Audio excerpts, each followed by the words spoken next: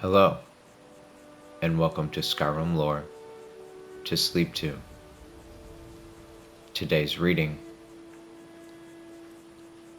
Argonian Account by Wayan Jarth. On a minor but respectable plaza in the Imperial sat, or perhaps lounged, Lord Vanek's building commission. It was an unimaginative, austere building, not noted so much for its aesthetic or architectural design, as for its prodigious length. If any critics wondered why such an unornamented, extended erection held such fascination for Lord Vanek, they kept it to themselves. In the 398th year of the Third Era, Decimus Scotti was a senior clerk at the Commission.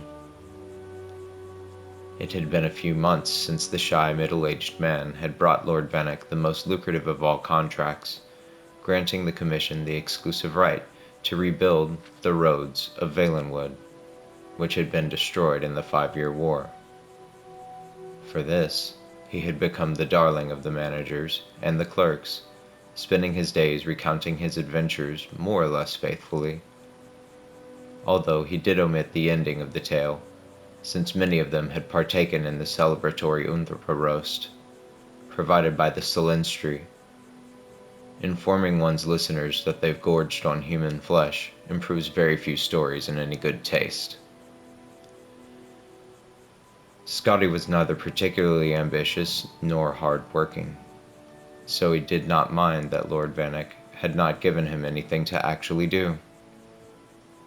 Whatever the squat little gnomish man would happen upon Decimus Scotti in the offices, Lord Vanek would always say, "You're a credit to the Commission. Keep up the good work." In the beginning, Scotti had worried that he was supposed to be doing something, but as the months went on, he merely replied, "Thank you, I will." There was, on the other hand, the future to consider. He was not a young man, and though he was receiving a respectable salary for someone not doing actual work, Scotti considered that soon he might have to retire and not get paid for not doing work. It would be nice, he decided, if Lord Vanek, out of gratitude for the millions of gold the Valenwood contract was generating, might deign to make Scotti a partner, or at least give him a small percentage of the bounty. Decimus Scotti was no good at asking for things like that, which was one of the reasons why, previous to his signal success in Valenwood as a senior clerk for Lord Atreus, he was a lousy agent. He had just about made up his mind to say something to Lord Vanek when his lordship unexpectedly pushed things along. "You're a credit to the Commission," the waddling little thing said, and then paused.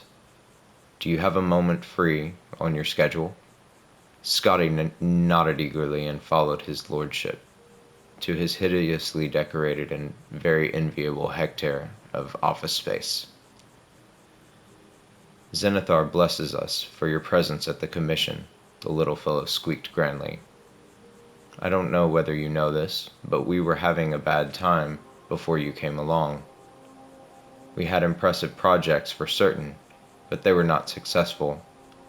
In Black Marsh, for example, for years we've been trying to improve the roads and outer routes of travel for commerce. I put my best man, Fleecis Tio, on it, but every year, despite staggering investments of time and money, the trade along those routes only gets slower and slower. Now we have your very clean, very profitable Valenwood contract to boost the Commission's profits. I think it's time you were rewarded." Scotti grinned a grin of great modesty and subtle avarice. "I want you to take over the Black Marsh account from Fleecis Tio." Scotti shook as if awakening from a pleasant dream to a hideous reality. "My lord, I couldn't." "Nonsense," chirped Lord Vanek. "Don't worry about Tio. He will be happy to retire on the money I give him, particularly as soul-wrenchingly difficult as this Black Marsh business has been. Just your sort of challenge, my dear Decimus. Scotty couldn't utter a sound. Through his mouth feebly formed the word no, as Lord Vennick brought out the box of documentation on Black Marsh. You're a fast reader, Lord Vennick guessed. You can read it all en route. En route to Black Marsh, of course, the tiny fellow giggled.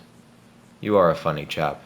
Where else would you go to learn about the work that's being done, and how to improve it?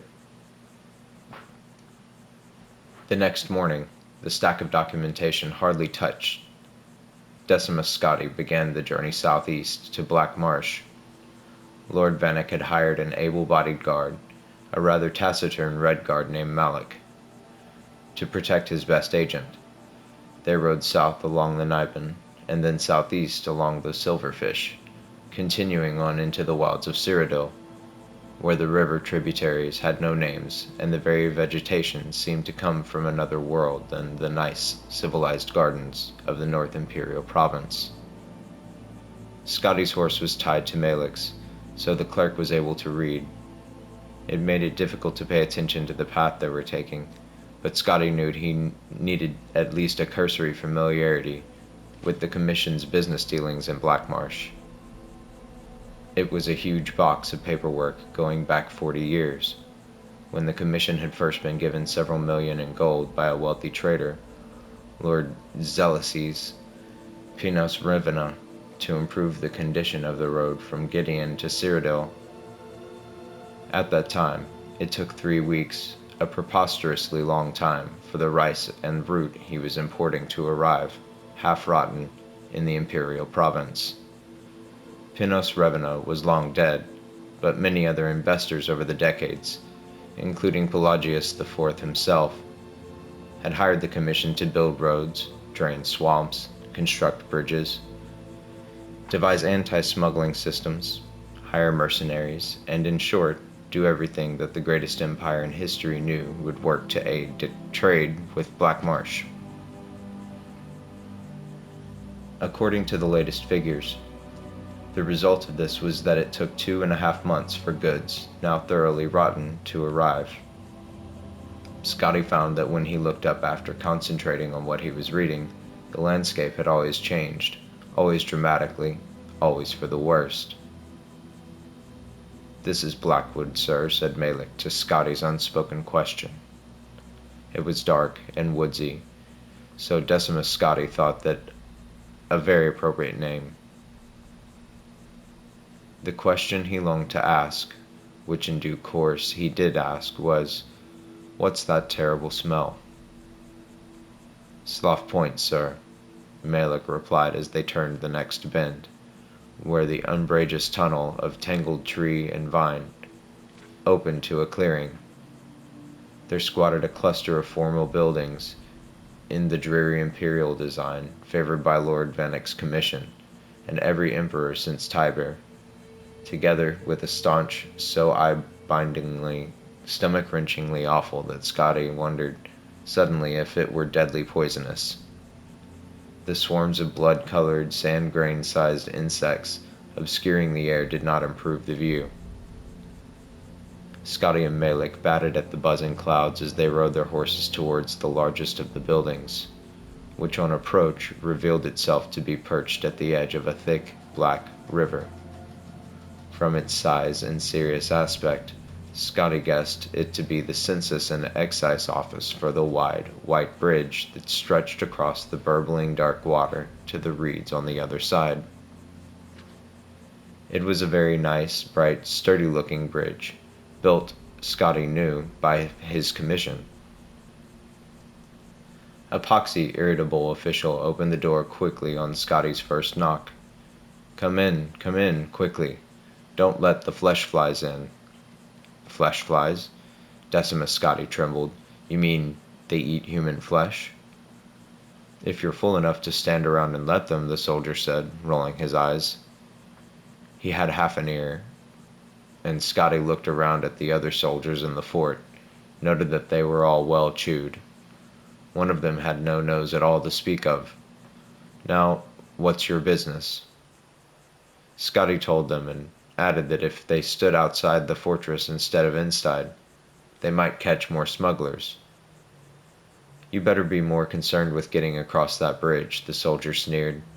"Tide's coming up, and if you don't get a move on, you won't get to Blackmarsh for 4 days." That was absurd. A bridge swamped by a rising tide on a river? Only the look in the soldier's eyes told Scotty he wasn't joking. Upon stepping out of the fort, he saw that the horses, evidently tired of being tortured by the flesh flies, had ripped free of their restraints and were bounding off into the woods. The oily water of the river was already lapping on the planks, oozing between the crevices. Scotty reflected that perhaps he would be more than willing to endure a wait of 4 days before going to Blackmarsh. But Malik was already running across. Scotty followed him, wheezing. He was not in excellent shape, and had never been. The box of commission materials was heavy. Halfway across, he paused to catch his breath, and then discovered he could not move. His feet were stuck.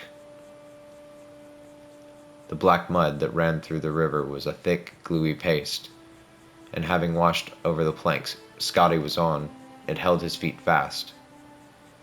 Panic seized him. Scotty looked up from his trap and saw Malik leaping from plank to plank ahead of him, closing fast on the reeds on the other side.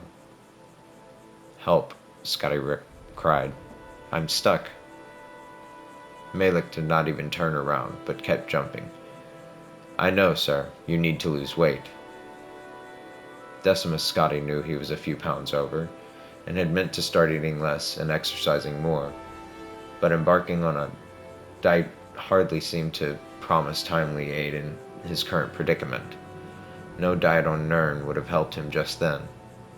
However, on reflection, Scotty realized that the Red Guard intended that he drop the box of documents, for Malik was no longer carrying any of the essential applies he had had with him previously. With a sigh, Scotty threw the box of commission notes into the glop, and felt it plank under him, rise a quarter of an inch, just enough to free him from the mud's clutches. With an agility born of extreme fear, Scotty began leaping after Malik, dropping out every third plank and springing up before the river gripped him. In 46 leaps, Decimus Scotty crashed through the reeds into the solid ground behind Malik and found himself in Blackmarsh. He could hear behind him a slurping sound as the bridge and his container of important and official records of commission affairs was consumed by the rising flood of dark filth, never to be seen again.